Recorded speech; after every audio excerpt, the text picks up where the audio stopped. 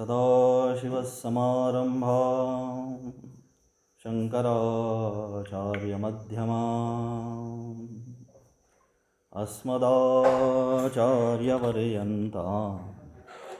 वन्दे गुरुपरम्पराम्। श्रुतिस्मृतिपुराणानाम् आलयं करुणालयं नमामि भगवत्पादं शङ्करं लोकशङ्करं। शङ्करं शङ्कराचार्यं केशवं बादरायणं सूत्रभाष्यकृतौ वन्दे भगवन्तौ पुनः पुनः।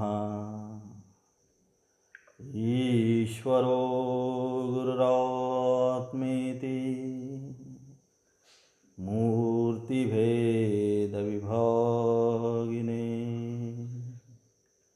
व्योमवद्व्याप्तदेहाय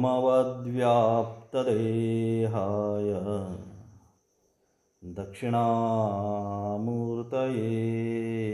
नमः।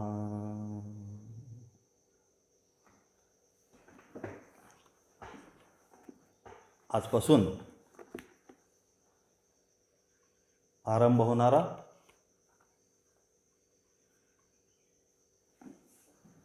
हा ऑनलाईन वेदांत वर्ग आणि या वर्गामध्ये आपण सर्वांनी प्रवेश घेतल्याबद्दल सर्व साधकांचं आज या ठिकाणी सर्वप्रथम सद्विद्या वेद वेदांत गुरुकुलमच्या वतीनं हार्दिक स्वागत। आजपासून या ठिकाणी आपण जगद्गुरु आद्य शंकराचार्यांनी जे काही प्रकरण ग्रंथ म्हणजेच वेदांत शास्त्रामध्ये प्रवेश करण्याच्या पूर्वी शास्त्रीय भाषा आपल्याला अवगत व्हावी, त्यातले विचार, त्यातल्या शब्दाची व्यवस्थित उत्पत्ती आपल्या मनामध्ये लक्षात असावी आणि त्याचं ज्ञान आपल्याला सुलभ प्राप्त व्हावं म्हणून शंकराचार्यांनी काही प्रकरण ग्रंथ लिहिले की ज्याद्वारे आपल्याला शास्त्रामध्ये सुलभतेने प्रवेश होऊ शकेल। अशा प्रकरण ग्रंथामध्ये प्रामुख्याने जर विचार केला तर भजगोविंदम, तत्वबोध, आत्मबोध, साधना पंचकम, मनीषा पंचकम आदी अनेक ग्रंथ यामध्ये येतात, परंतु त्यातील प्रामुख्याने आपण या वर्गासाठी जे काही प्रकरण ग्रंथ पाहणार आहोत ते प्रामुख्याने त्यातले 3 प्रकरण ग्रंथ आपण या ठिकाणी पाहणार आहोत। पहिला प्रकरण ग्रंथ आपण आरंभ करणार आहोत भज गोविंदम, की ज्यामध्ये आद्यगुरु शंकराचार्यांनी संसाराचं यथार्थ वर्णन, कारण जोपर्यंत आपल्याला खरा संसार किंवा संसाराचं यथार्थ वर्णन करत नाही तोपर्यंत आपल्याला वैराग्य भाव मनामध्ये उत्पन्न होत नाही आणि म्हणून त्याकरता संसाराचं जे यथार्थ वर्णन आहे ते संसाराचं यथार्थ वर्णन जगद्गुरु आद्य शंकराचार्यांनी सर्वप्रथम भज गोविंदम या प्रकरण ग्रंथामधून आपल्याला दिलं. त्यानंतर आपण दुसरा ग्रंथ जो पाहणार आहोत तो म्हणजे साधना पंचकम. आम्हाला संसारामध्ये विरक्ती प्राप्त झाली, परंतु आता आम्हाला परमेश्वरापर्यंत जायचं आहे. तर साधकाला आपल्या साध्यापर्यंत जाण्याकरिता म्हणून जर आपली साधना योग्य असेल तर आपण आपल्या योग्य साध्यापर्यंत पोहोचू शकतो. आणि म्हणून ती साध्यपर्यंत पोहोचण्याची जी साधना आहे ती साधना कशा प्रकारे करावी. कारण आता आपण सगळेजण साधक आहोत आणि साधना आपण करत असतो. अनेक प्रकारच्या आपण साधना करतो, परंतु या सगळ्या साधना करत असताना कधीकधी आपल्या मनामध्ये असा संशय येतो की मी जी काही साधना करतोय ही साधना खरोखरच मला माझ्या साध्यापर्यंत पोहोचवेल का. आणि म्हणून जे साध्य आहे ते साध्य निश्चित झाल्यानंतर आपल्याला येथून दिल्लीला जायचं आहे, तर दिल्ली हे आपलं साध्य झालं. मग त्याकरता मी कसा जाणार? मग झेलम एक्सप्रेसने जाईल, नाहीतर राष्ट्रीय महामार्गाने जाईल. तर जायचं कसं हे मी माझं ठरवेल, परंतु साध्य निश्चित झालं पाहिजे.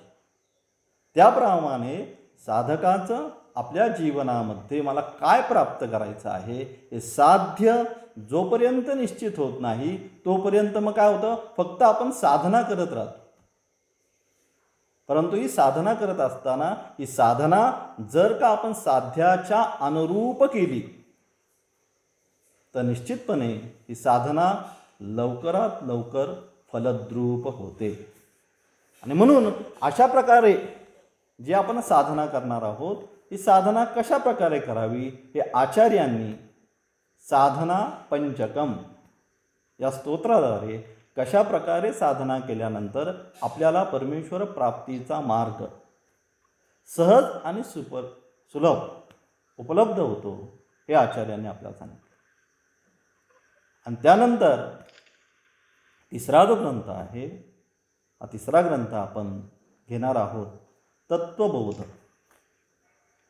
वेदांतशास्त्र शिकत असताना अनेक शब्दांची आपल्याला माहिती, पंचज्ञानेंद्रिय, पंचकर्मेंद्रिय, पंचशरीर हे जे काही जे आहेत शब्द यांची आपल्याला माहिती व्यवस्थितपणे प्राप्त व्हावी याकरता हे संपूर्ण वेदांतशास्त्राच्या तात्विक शब्दांची माहिती या तत्वबोध या ग्रंथामध्ये आचार्यांनी सांगितली. आणि म्हणून अशा प्रकारे आपण या 3 महिन्यामध्ये हे 3 ग्रंथ भजगोविंदम, साधना पंचकम आणि तत्वबोध हे 3ही ग्रंथ आपण या 3 महिन्यामध्ये पाहणार आहोत. तत्पूर्वी आपण आज भजगोविंदम हा जो ग्रंथ आपण पाहणार आहोत त्याची आपण पूर्वपीठिका म्हणजे प्रस्ताविका आपण या ठिकाणी पाहणार. हां बोला. पराग पाटील आणि चंद्रशेखर उगळे ते अनम्यूट झालेले नाहीयेत, त्यामुळे आवाजामध्ये सारखा ब्रेक होतो.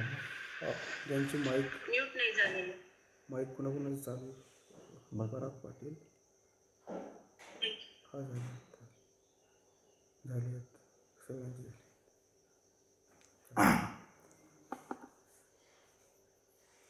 हां झाले सगळ्यांचे म्यूट मॅडम? हो हो आता झाले. हां आता येतोय ना आवाज व्यवस्थित? हो सर व्यवस्थित. तर त्याची आपण आज या ठिकाणी प्रपीठिका पाहणार आहोत. वेदो अखिल धर्ममूलम आपलं एक मूळ सूत्र आहे की आपल्या सर्व शास्त्राचं किंवा आपण जे जे काही कर्तव्य कर्म करतो त्या सगळ्याचं जर मूळ काय असेल तर या सर्वाचं मूळ आपण वेद आहे असं आपण म्हणतो. मग आपल्या सर्वांना साहजिक ते जर पाहिलं तर काय होतं, आपल्याला सगळ्यांना वेद हा शब्द आपण एकदा पाहिला किंवा ऐकला की मग आपल्या मनामध्ये एखादी भीती निर्माण होते. म्हणजे वेद म्हणजे काहीतरी एक भयंकर वस्तू आहे किंवा काही कर्मकांड आहे, त्याला अंगाला भस्म फासायचं आहे, पूजा करायची आहे, हे करायचं आहे, ते करायचं, म्हणजे अनेक प्रकारच्या गोष्टी आपल्या पुढे दिसतात आणि अरे बापरे आपण ह्या सगळ्या गोष्टी करू का न करू असा आपल्याला प्रश्न पडतो. परंतु वेद या शब्दाचा सहज आणि अतिशय सोपा अर्थ शास्त्राने सांगितला आहे. विद सत्तायाम आणि विद्रुल ज्ञाने या दोन धातूमधून वेद या शब्दाची निष्पत्ती झालेली आहे. मग याचा अर्थ काय, सत्ता आणि ज्ञान या संपूर्ण चराचर जगतामध्ये जर आपण पाहिलं तर ती सत्ता कोणाची आहे, तर ती सत्ता फक्त आणि फक्त परमेश्वरी तत्वाचीच सत्ता या जगतामध्ये आहे. हे सांगण्याचा अथवा हे जाणण्याचा, ज्ञान म्हणजे काय तर जाणणे, म्हणजे हे जाणण्याचा ज्यामधून प्रयत्न केला जातो ते शास्त्र म्हणजे वेद. य एवं वेद इत्युपनिषद. आपण कुठलंही मंत्र म्हटलं की आपण शेवटी म्हणतो य एवं वेद, असे जो जाणतो. म्हणजेच ही जाणण्याची कला काय, तर संपूर्ण चराचर सृष्टीमध्ये परमेश्वराच्या व्यतिरिक्त कोणतीही सत्ता नाही. ज्याला आपण वेदांताच्या भाषेमध्ये जर बोलायचं तर परमेश्वर अभिन्न निमित्त उपादान कारण परमेश्वर हे आपण म्हणतो. म्हणजे परमेश्वराने ही सृष्टी नुसती निर्माण केली नाही, तर तो स्वतःच ती सृष्टी होऊन सगळ्यांपुढे नटला. म्हणजे संपूर्ण या सृष्टीमध्ये फक्त आणि फक्त परमेश्वराचंच अस्तित्व आहे, परमेश्वराच्या व्यतिरिक्त कोणाचंही अस्तित्व नाही. हे मार्गदर्शन आपल्याला ज्या ग्रंथामधून होतं त्या ग्रंथांना आपण वेद असं म्हणतो. मग या वेदाचे पुढे जाऊन 4 भाग झाले, ज्याला आपण ऋग्वेद, यजुर्वेद, सामवेद आणि अथर्ववेद म्हणतो. हे 4 वेदाचे प्रमुख भाग.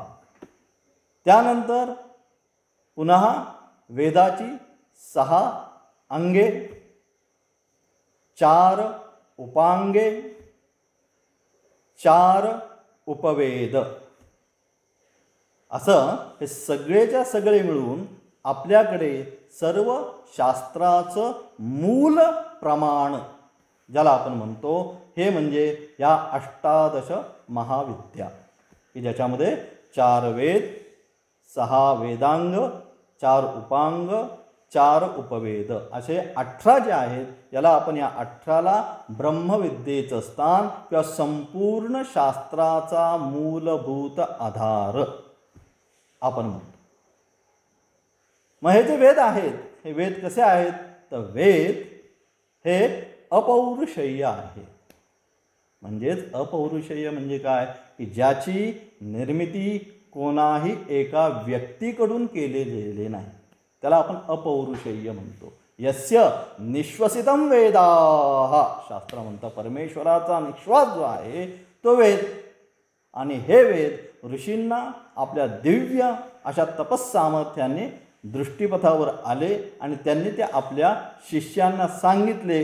तेव्हा सांगण्याचं काम ज्यावेळेस झालं ते शिष्यांनी ग्रहण केलं. श्रुत म्हणजे ऐकणे, म्हणून पहिल्यांदा आपण श्रुती म्हणतो. वेदाला आपण दुसरा अर्थ काय म्हणतो तर श्रुती. श्रुती म्हणजे काय? सांगितल्यानंतर शिष्यांनी ते ऐकले म्हणून श्रुती. त्यानंतर ऐकल्यानंतर त्यांनी लिखाण केले त्याचं स्मृती. आठवलं. ऐकल्यानंतर शिष्यांनी काय केलं ते आपल्या मनामध्ये ठेवलं, आपल्या बुद्धीमध्ये ठेवलं आणि ते लिखाणाचं काम केलं, स्मृती झाल्या.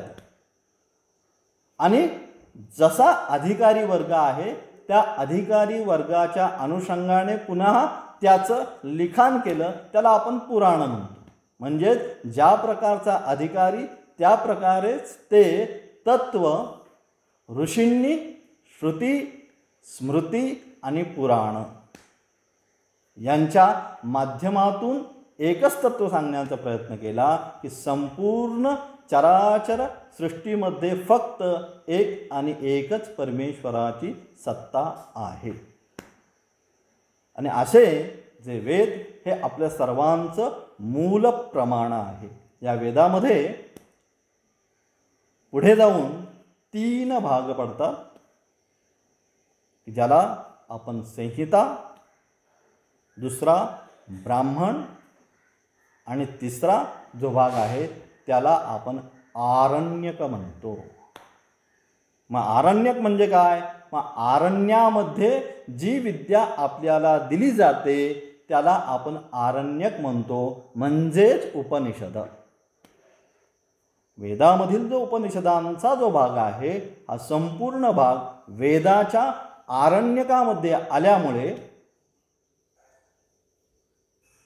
अथवा वेदाचा अंतिम शेवटचा वेदांत, वेदांचा अंतिम हा भाग असल्यामुळे आपण त्याला वेदांत असं म्हणतो. मग या वेदांताचा मुख्य विषय काय? मग वेदांताचा जो मुख्य विषय जो आहे तो जीव आणि ब्रह्म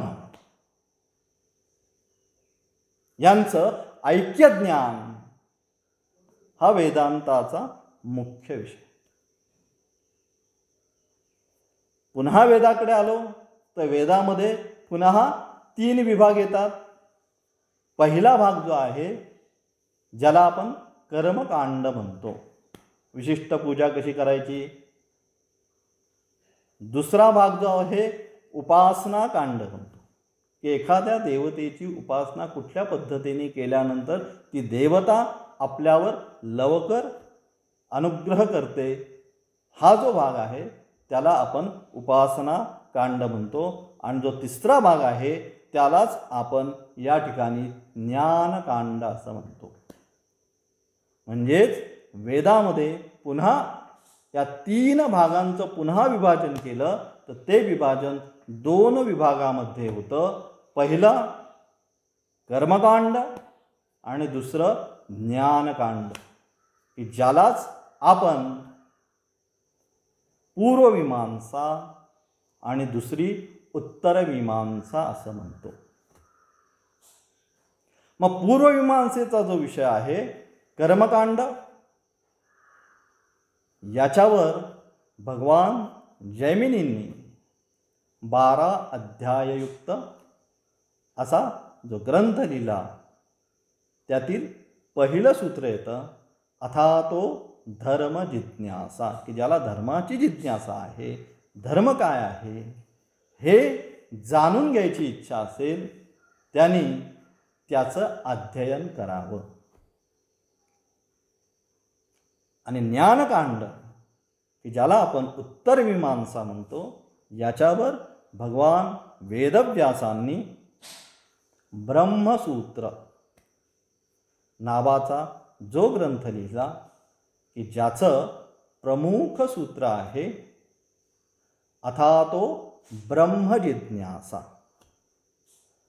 म्हणजेच या ठिकाणी जर आपण पाहिलं तर पूर्वमीमांसा आणि उत्तरमीमांसा वेदाचे प्रामुख्याने 2 विभाग पडले. एक पूर्वमीमांसा, की ज्याचं पहिलं सूत्र सांगितलं अथातो धर्म जिज्ञासा. धर्म म्हणजे काय, कर्मकांड म्हणजे काय हे ज्याला जाणून घ्यायचंय त्याच्यासाठी हा विभाग शास्त्राने सांगितला.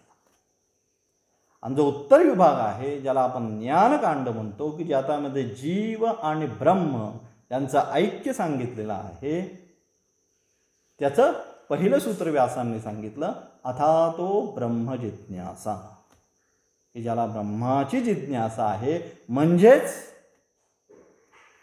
परमेश्वर काय आहे, परमेश्वराचं स्वरूप काय आहे, त्या परमेश्वराचा आणि माझा संबंध काय आहे, म्हणजेच त्यालाच आपण दुसऱ्या भाषेत म्हणतात शारीरिक सूत्र. शरीरे भव शारीर, हे शरीर आहे आपलं, परंतु ह्या शरीरामध्ये राहणारा त्या शरीरा व्यतिरिक्त आहे हे आपण सगळे जाणतो.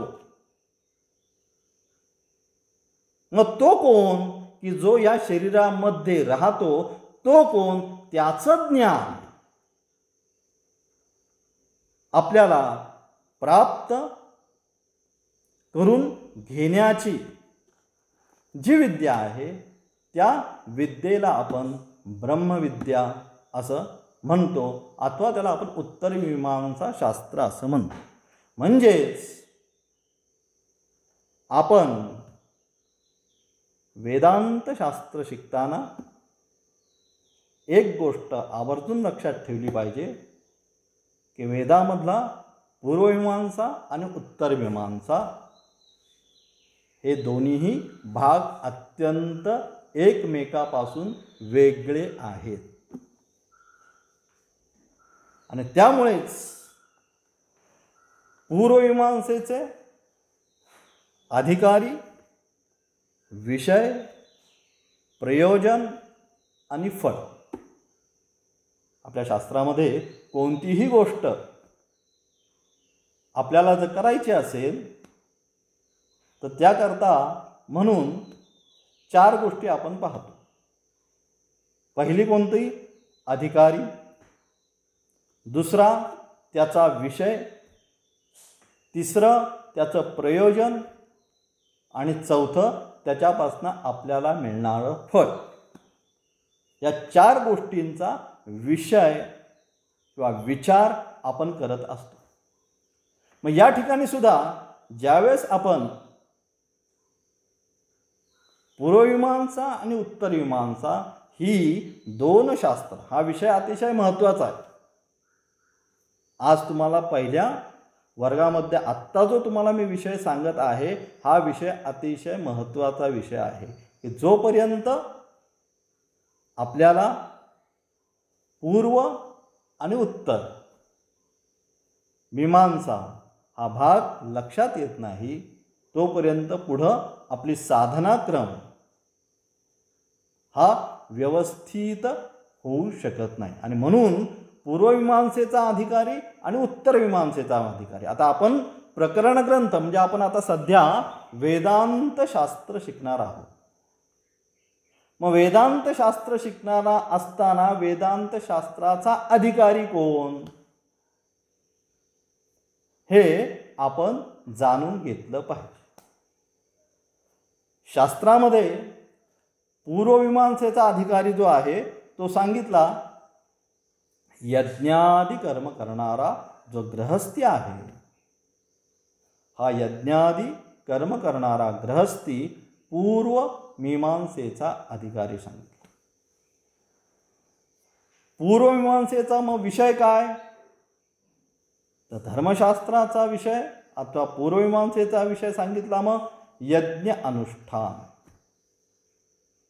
यज्ञ अनुष्ठानाने आम्हाला प्रयोजन काय, तर त्याचं प्रयोजन पुण्य प्राप्ती.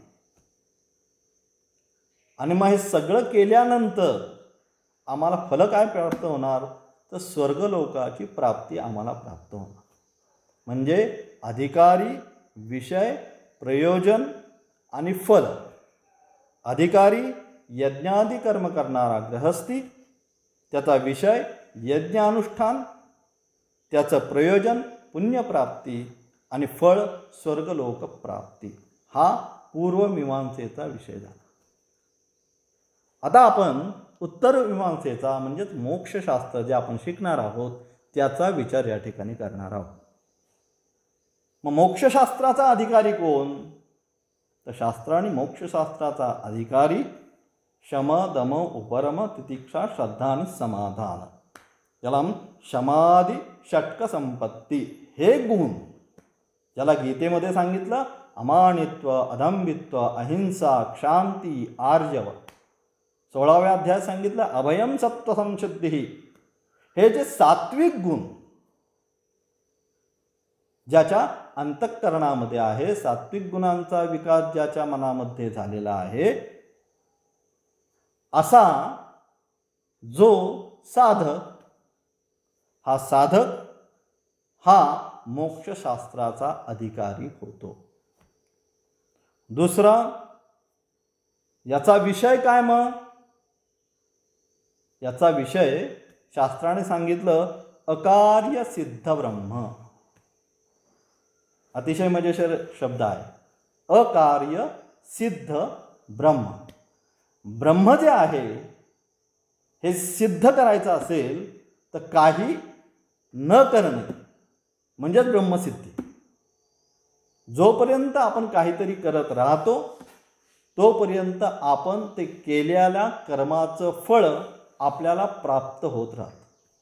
मग कर्म, कर्मफळ, कर्म, कर्मफळ या चक्रामध्येच आपण अडकत राहतो. आणि म्हणून जोपर्यंत, म्हणून सांगितलं सर्व कर्म संन्यास, सर्व कर्म त्याग म्हणजेच अकार्य सिद्ध ब्रह्मसिद्धी. की ते जर सिद्ध ब्रह्म प्राप्त करायचं आहे, जोपर्यंत कर्माचा त्याग होत नाही तोपर्यंत त्या ब्रह्माची प्राप्ती होत नाही. मग याचं प्रयोजन काय? तर समाधी षटक संपूर्ण संपत्ती प्राप्त केल्यानंतर चित्ताची शुद्धी म्हणजे अंतःकरणाची शुद्धी. आणि फळ, मग फळ त्याचं सांगितलं मोक्ष प्राप्ती, हे त्याचं फळ. आणि म्हणूनच पूर्वमीमांसा आणि उत्तरमीमांसा या दोन्हींचा जर आपण पाहिलं तर अधिकारी, विषय, संबंध आणि प्रयोजन हे दोन्हीही भिन्न असल्यामुळे पूर्वमीमांसा शास्त्र म्हणजेच धर्मशास्त्र आणि उत्तरमीमांसा शास्त्र म्हणजेच मोक्षशास्त्र, ही दोन्हीही शास्त्र एकमेकांपासून अत्यंत भिन्न आहे हे आपल्याला या ठिकाणी समजून घ्यायचं. आणि त्या अनुषंगाने आपल्याला साधना म्हणजे त्याचे जो अधिकार आहे तो प्राप्त करायचा. मग तो अधिकार कोणता? आपल्याला समाधी षटक संपत्ती प्राप्त करायची. कारण जोपर्यंत त्या अंतःकरणामध्ये काम, क्रोध, लोभ, मोह, मद, मत्सर हे सगळे काय आहेत ते आपण षड्रिपू म्हणतो. थोडक्यात हे आपल्यामध्ये असणारी घाण म्हणा तुम्ही. जसं एखादं जे भांडं आहे त्या भांड्यामध्ये जोपर्यंत शिजवलेला पदार्थ असतो तोपर्यंत त्या भांड्यामध्ये आपलं प्रतिबिंब स्वच्छ दिसत नाही. मग त्या भांड्यामध्ये आपल्याला आपलं प्रतिबिंब स्वच्छ दिसायचं असेल तर आपल्याला काय करायला लागतं? त्याच्यामध्ये असणारी जी घाण आहे ती सगळी काय करायला लागते? काढून टाकायला लागते. आपण ते घासतो, स्वच्छ करतो. आणि घासून पुसून स्वच्छ केलं की काय होतं? आपल्याला आपलं प्रतिबिंब त्याच्यामध्ये दिसतं. त्याचप्रमाणे या ठिकाणी कोणतं भांडं आहे? मग हे अंतःकरण रूपी आपल्याकडे भांडं दिलं आहे परमेश्वराने. मग या अंतःकरण रूपी भांड्यावर काय झालेलं आहे? काम, क्रोध, लोभ, मोह, मद, मत्सर हे सगळे काय झाले? षड्रूपी जो आहेत त्यांनी ते काय झालंय? मलिन झालं. मग आपल्याला काय करायचं? ते आता आपल्याला स्वच्छ करायचं. मग स्वच्छ करायचं तर काय केलं पाहिजे आपल्याला? शम, दम, उपरम हा आपला साबण आहे. त्या साबणाने हे कामक्रोधादी जे शत्रू आहेत ही मलिनता आणली आहे ज्यांनी या अंतःकरणाला, त्यांची शमदमानी स्वच्छता करायची आहे. मग एकदा हे अंतःकरण स्वच्छ झालं की आपल्याला त्या ठिकाणी त्या तत्वाचा साक्षात्कार म्हणा किंवा त्या तत्वाचा बोध म्हणा आपल्याला त्या ठिकाणी प्राप्त होतो. आणि म्हणूनच जीवदशेपासून ब्रह्मदशेपर्यंत घेऊन जाण्याचं वेदांत म्हणजे काय? तर वेदांत म्हणजे एवढंच की जीवदशेपासून ब्रह्मदशेपर्यंत घेऊन जाण्याचं ज्याच्यामध्ये ज्ञान सांगितलेलं आहे ते शास्त्र म्हणजेच वेदांत शास्त्र. म्हणजेच जीवाला त्याची वास्तविक ओळख जे करून देतं. आता आपण सगळेजण दुःख भोगत आहोत. मग दुःख भोगायचं मूलभूत कारण काय? आपण आपली वास्तविक ओळख विसरलं गेलो आणि जी नाही ती ओळख आपण पदरी पाडली म्हणून आपल्याला दुःख आहे. मग आपल्याला काय करायचं आहे? जे नको जे आहे, जे नको असलेलं ज्या लोकांनी आपल्याला दिलंय ते बाजूला करायचं आहे आणि जे आपलं आहे तेच आपल्याला ग्रहण करायचं आहे. मग आपण सुखी. आणि म्हणून सुखी जीवनाचं तंत्र, सुखी जीवनाचा मंत्र आपल्याला ऋषींनी या वेदांत शास्त्राच्या माध्यमातून दिलेलं आहे की जीवन कसं सुखी बनवायचं, कसं शांत बनवायचं, हेच या वेदांत शास्त्राचं परम प्रयोजन आहे. आणि त्याच अनुषंगाने जर आपण वेदांत शिकलो तरच त्या वेदांताचा आपल्याला फायदा होतो. कारण तिथे सांगितलेली तत्व हे आपल्याला आपल्या जीवनामध्ये उतरवायचे, तरच त्याचा आपल्याला फायदा होणार. आणि म्हणून मोक्ष शास्त्राचा अधिकारी, विषय, प्रयोजन, फळ हे आता तुम्हाला लक्षात आलेलं असेल. त्याच अनुषंगाने आपण आपली साधना चालू करायची आणि आपल्या साधनाचा जो शेवट आहे तो देव पहावयासी गेलो देव होऊनही ठेवलो. महाराज म्हणतात की जे पाहायला गेलो तेच मी होणं, हेच साधनेची इति कर्तव्यता आहे आणि हेच वेदांत शास्त्राचं परम प्रयोजन आहे. आजचा क्लास या ठिकाणी आपण थांबणार आहोत. ऑनलाईन क्लासच्या माध्यमातून मला वाटतं हा पहिलाच प्रयोग, परंतु अत्यंत मला वाटतं यशस्वीरित्या आज पूर्ण झाला असं म्हणायला काही हरकत नाही. कारण जवळजवळ 28 ते 30 साधकांनी या वर्गामध्ये प्रवेश घेतला. पुणे असो, पुण्याच्या बाहेर बरेच नांदेड, परभणी